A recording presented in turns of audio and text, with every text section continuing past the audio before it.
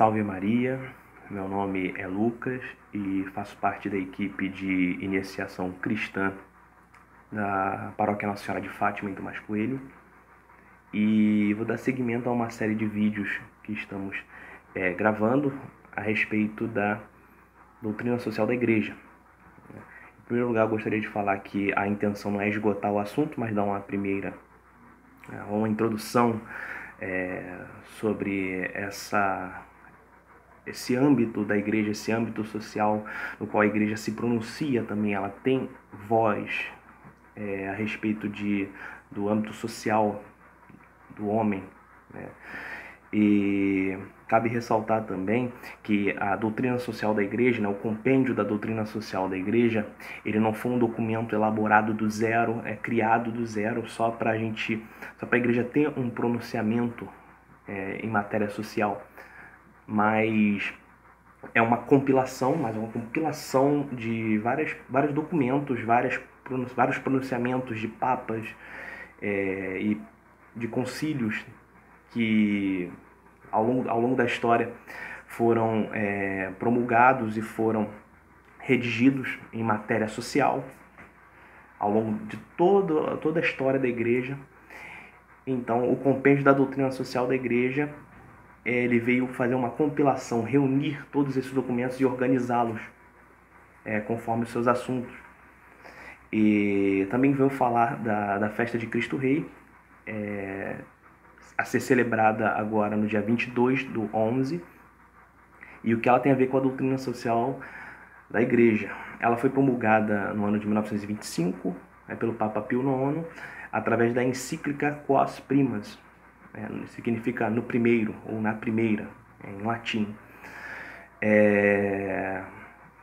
Essa encíclica ela faz uma abordagem teológica sobre o reinado de Jesus Cristo, tanto no Antigo Testamento e no Novo Testamento, mas eu gostaria de ressaltar aqui sobre essa encíclica aqui que fala da realeza espiritual do nosso Senhor Jesus Cristo, mas também fala de uma realeza universal, que abrange a totalidade dos homens, ou seja, tem a ver com o aspecto material, social, psicológico, enfim, todo o âmbito social do homem também.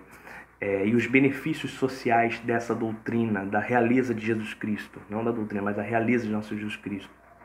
O Senhor, ele é rei, não só do nosso espírito, não só da nossa alma, mas da nossa totalidade, do nosso corpo, das nossas relações sociais. E Jesus Cristo, ele tem que se fazer rei também no âmbito político, no âmbito econômico, no âmbito da justiça social. E é isso que a encíclica, de modo já abrangendo já a doutrina social da igreja, ela vai falar que o reinado de Jesus Cristo abrange a nossa totalidade. A doutrina social está aí para explicar melhor um pouco isso. Vou trazer 7 tópicos para a gente tratar nesse vídeo, de maneira sucinta. E o primeiro é a família. A igreja ela considera a família como a primeira sociedade natural, titular de direitos próprios e originários, e a põe no centro da vida social. Ou seja, tudo que está aí vem após a família. A família ela é a célula inicial. E a gente não coloca aqui a família como algo idealizado, mas algo que é concreto. Tento explicar. Na sociedade, a gente vê que a família nem sempre é do jeito que ela deveria ser. E nós temos como um parâmetro moral, quando a gente lê a encíclica, quando a gente presta atenção nos ensinamentos da igreja sobre o que é família, sobre como a sociedade deve organizar, sobre a justiça, a gente percebe que alguma coisa está errada com a sociedade. Então, a igreja também, nesse tópico da família, quando fala da família, ela entende que a família é a base de todas as coisas. Se a família vai mal, consequências ruins virão disso. Se a família vai bem, com bons ensinamentos, com uma estrutura estável, as coisas podem ir bem também. Basicamente isso, de modo bem sucinto, para a gente explicar. E o parâmetro moral, nesse exemplo que eu estou dando, a doutrina social da igreja, ela tem direitos próprios, direitos naturais. Ela tem direitos que ninguém concedeu, ninguém precisou conceder direitos à família. A família já tem direitos naturais próprios, que devem ser garantidos, salvaguardados, e não concedidos. Então, ela é o centro da vida social, ela é a célula primeira e vital da sociedade, fundamento da vida das pessoas e base de todo o ordenamento social. Ou seja, se ela vai mal, aquele exemplo que eu falei, se ela vai mal, uma quantidade enorme de famílias vai mal, desestruturada, a sociedade ela vai sofrer com isso de um modo ou de outro. Como a gente vê por aí, várias famílias onde ocorrem abusos, onde ocorrem uma série de coisas horripilantes, ou ausência, falta de assistência, imaturidade por parte de uma das partes, dos pais, ou de quem está integrando aquela família, seja qual for aquela pessoa, pode gerar consequências. Então, a doutrina da igreja ela trata da família como célula inicial dessa maneira. E a família tem o seu fundamento na livre vontade dos cônjuges de se unirem em matrimônio. Ela é um ambiente de vida, de doação recíproca do homem e da mulher, e de bem para as crianças. É a comunidade natural na qual se experimenta a sociabilidade humana, contribui de modo único e insubstituível para o bem da sociedade. Então prevalece o exemplo que eu dei no início. É um modo insubstituível, modo único, insubstituível. Se ela vai mal, a sociedade vai mal. Se uma quantidade enorme de famílias vai bem, a sociedade vai bem. O outro tópico que a gente vai tratar é o trabalho. Lembrando que, cabe um parênteses aqui, a igreja ela não tem uma ideologia pronta, própria, a ser seguida.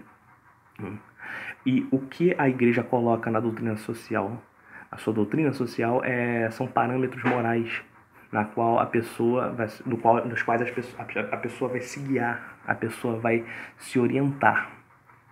E através desses parâmetros ela pode fazer um leque de escolhas. Ela não é incisiva, ela não é categórica em muitos assuntos, porque ela deixa livre para uma boa interpretação dentro dos parâmetros que ela impõe. Ou seja, ela põe um parâmetro e dentro desse parâmetro pode haver um trânsito entre esses parâmetros. Então, não há uma ideologia que a igreja siga. A igreja ela segue a justiça, baseada na fé. E é assim que a gente se guia. Então o trabalho humano tem dupla dimensão que ela coloca pra gente. Em sentido objetivo, é o conjunto de atividades, recursos, instrumentos e técnicas de que o homem se serve para produzir. Bom, aqui ela também coloca, a igreja ela coloca na sua doutrina social, que o trabalho é uma expressão do homem. Enquanto outras ideologias elas vão colocar o trabalho como um produto, a ideologia marxista ela vai colocar o trabalho como um único produto, o qual o proletário ele vai poder conceder, vai poder comercializar, é o único produto. Mas na doutrina da igreja o trabalho não é um produto, ele é uma expressão do ser humano. E ela coloca também o trabalho como um dever do homem. O trabalho é um dever do homem, mas nunca deve ser considerado simples mercadoria. Olha aqui que ela vai colocar. O Compêndio da Doutrina Social da Igreja. É um documento que você pode encontrar no site do Vaticano, mas também tem ele físico. Então, no número 271 do Compêndio da Doutrina Social da Igreja, diz que nunca deve ser considerado como simples mercadoria o trabalho, ou elemento impessoal da organização produtiva. O trabalho é a expressão essencial da pessoa. Já não é uma mercadoria, é uma expressão da pessoa, sendo a própria pessoa o parâmetro da dignidade do trabalho. Cabe aqui a gente tentar transpor esses parâmetros morais que a igreja coloca para a gente para a realidade. Os direitos trabalhistas são os direitos dos quais garantem ao trabalhador alguns direitos, alguns benefícios. E um outro parêntese que a gente vai abrir aqui também é que na doutrina social da igreja, o conceito de direito está ligado à presença dos deveres.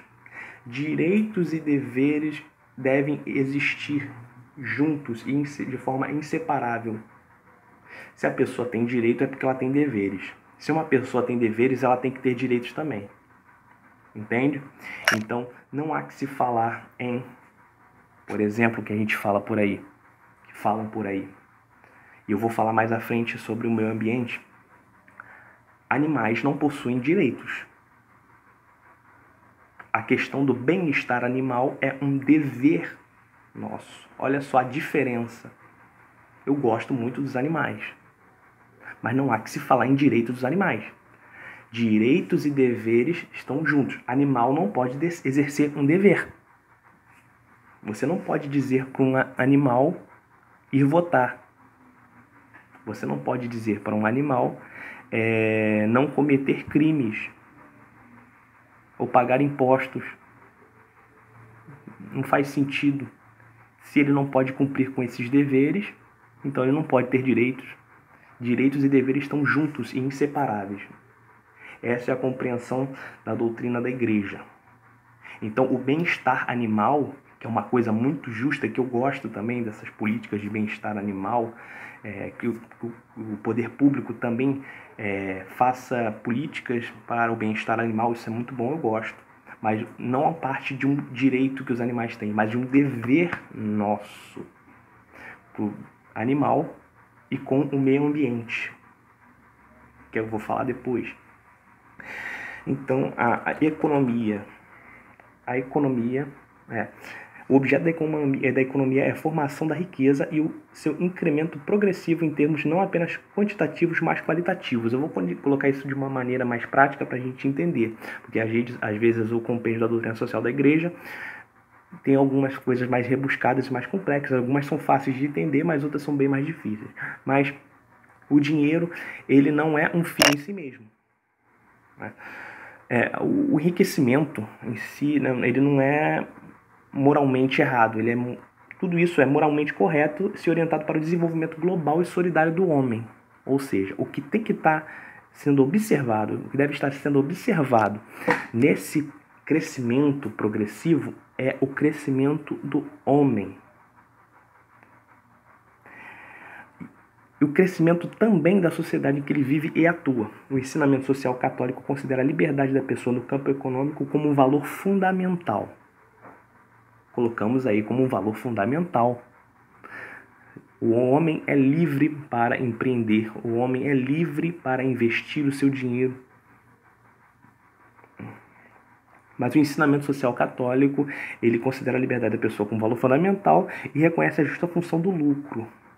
Mas também deve estar ligada à capacidade da empresa ou de uma organização servir a sociedade, e não como um enriquecimento em si mesmo.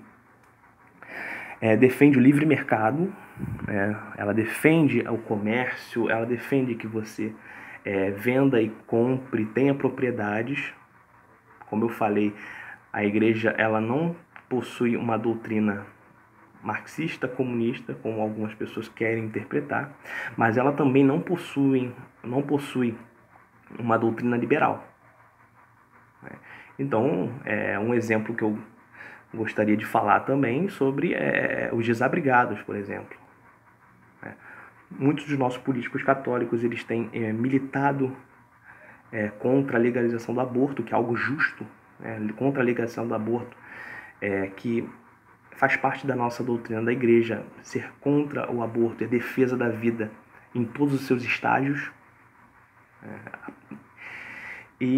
Mas só que não para por aí, porque se a igreja é a favor da vida em todos os seus estágios, ela deve ser a favor também daqueles que estão pobres, que estão em situação de rua, por exemplo, e não têm onde morar.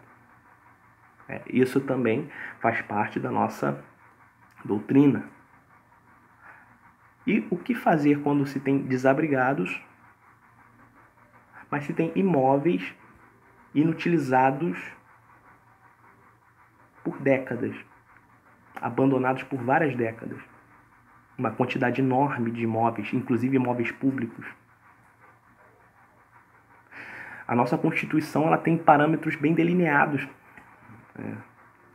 Claro que há interpretações, mas tem parâmetros delineados para esse tipo de caso. Imóveis ou propriedades rurais que são improdutivas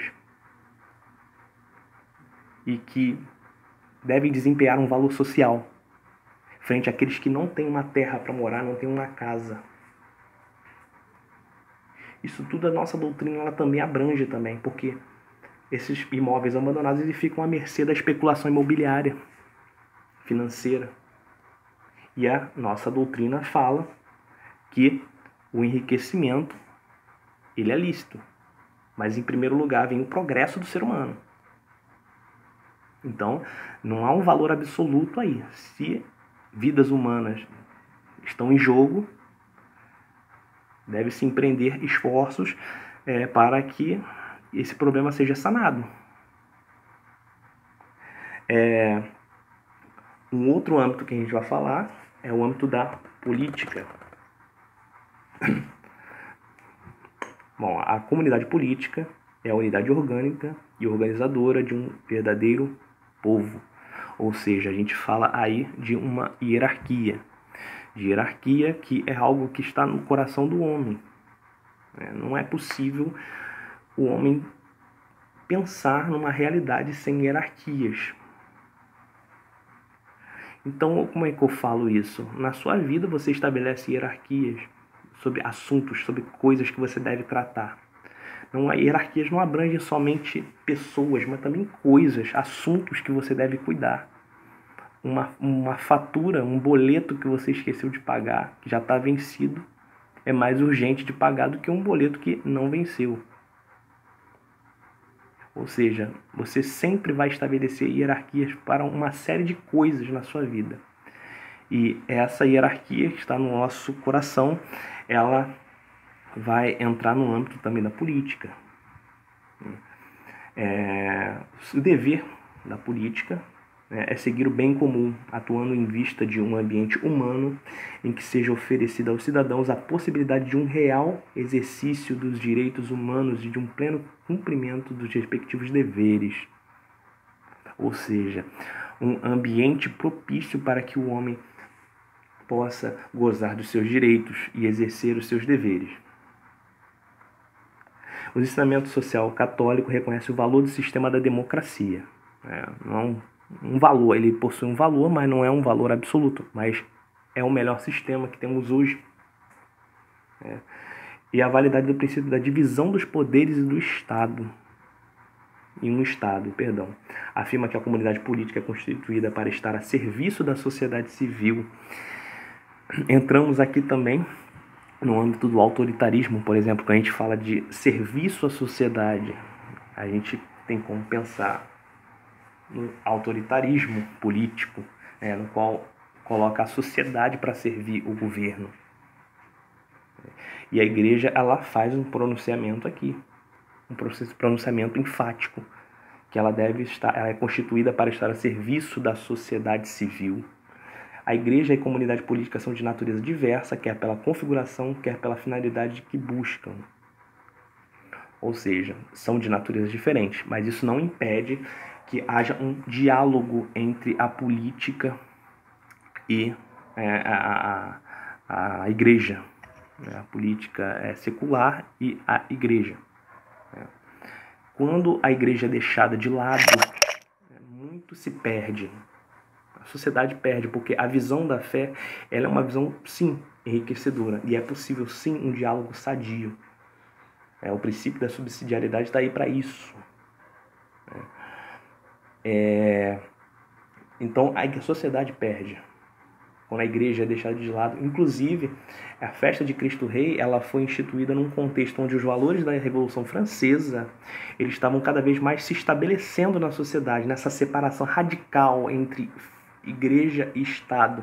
Estava se estabelecendo de uma forma ainda mais forte e ainda mais virulenta por todos os países, né? Então, o Papa Pio XI instituiu essa festa para enfatizar o reinado do nosso Senhor Jesus Cristo, né, como um contrapeso, como uma resposta a esse contexto histórico. Bom, e a comunidade internacional é o quinto ponto que nós vamos tratar, é a convivência entre as nações. Ele também se funda no mesmo valor da política, né? A convivência entre as nações funda-se nos mesmos valores que devem orientar a convivência entre os seres humanos. E quais são esses valores? Verdade, a justiça, a solidariedade e a liberdade. Essa convivência tem o direito como instrumento de garantia de sua ordem. A política internacional deve ser voltada para o objetivo da paz, do desenvolvimento e da luta contra a pobreza, mediante a adoção de medidas coordenadas. Bom, eu separei até aqui no Catecismo da Igreja Católica, no parágrafo 1906.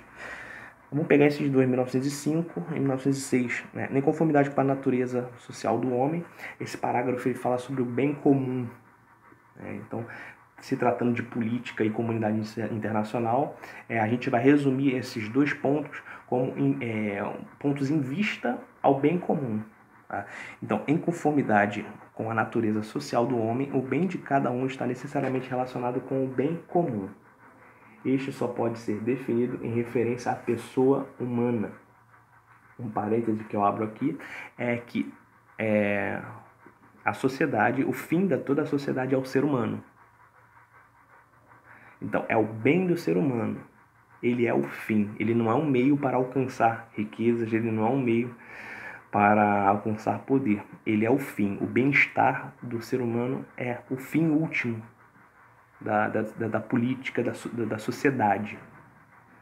Então, o catecismo segue. Vou pular para o 1906. Por bem comum é preciso entender o conjunto daquelas condições sociais, condições da vida social que permitem aos grupos e cada um de seus membros atingirem de maneira mais completa e desembaraçadamente a própria perfeição. Essa perfeição ela está ligada ao exercício da sua vocação, ao segmento da sua vocação, aquilo que você se sente vocacionado a seguir. A gente não fala só aqui do âmbito das vocações religiosas, sacerdotais e leigas, matrimoniais, enfim. Mas a gente fala de outros tipos, vamos dizer assim, de uma pessoa seguir uma profissão ou uma pessoa seguir determinado movimento, vamos dizer assim, aquilo que a pessoa se sente chamada a realizar. Vamos resumir assim. Então, é em vista do bem comum, é em vista do bem-estar do ser humano que a política e a comunidade internacional elas devem trabalhar, né, sobre os princípios da verdade, da justiça, da solidariedade e da liberdade. Vamos pular aqui para o meio ambiente, mas antes falamos também da liberdade, mas a liberdade que também engloba também a liberdade religiosa. É possível haver uma justa liberdade religiosa, né? Mas a liberdade religiosa não se funda no direito de seguir uma religião errada. Ela está em plena concordância com a tolerância religiosa. A liberdade religiosa diz respeito à pessoa procurar a religião verdadeira de forma livre, sem pressão. Porque era muito comum antigamente as pessoas serem obrigadas a se converter. Era muito comum isso. A pessoa obrigada a ir à missa, a pessoa obrigada a fazer o sinal da cruz, a pessoa obrigada a rezar o terço, né?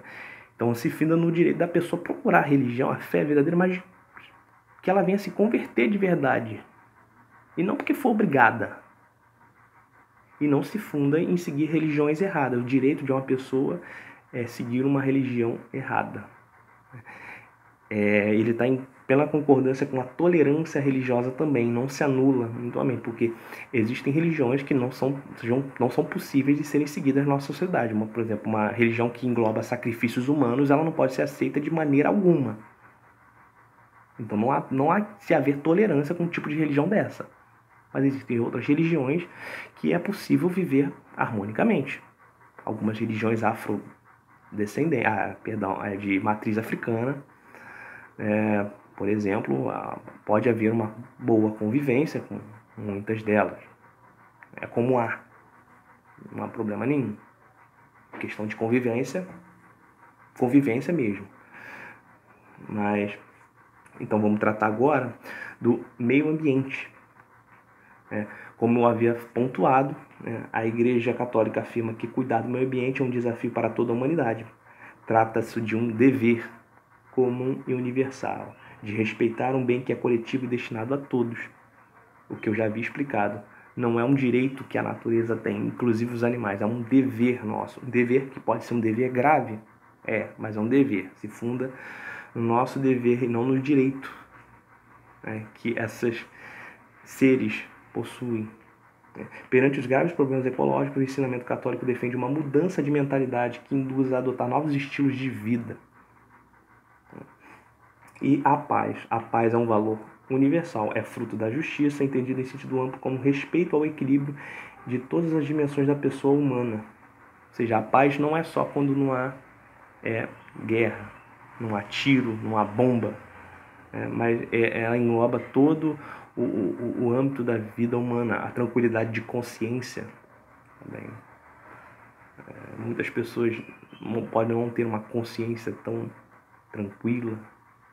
A paz que a gente fala também se engloba nessa dimensão da consciência também, porque faz parte da dimensão humana. A paz é também fruto do amor, o ato próprio e específico da caridade. A Igreja considera como parte integrante de sua missão a promoção da paz no mundo. Então, é isso. Espero ter explicado. Resumi bastante, foi bastante resumido, apesar de o vídeo ter ficado um pouco longo, mas espero que vocês gostem. E caso tenham alguma dúvida, podem comentar ou me chamar pessoalmente, caso tenha contato comigo. É isso. Agradeço e viva Cristo Rei!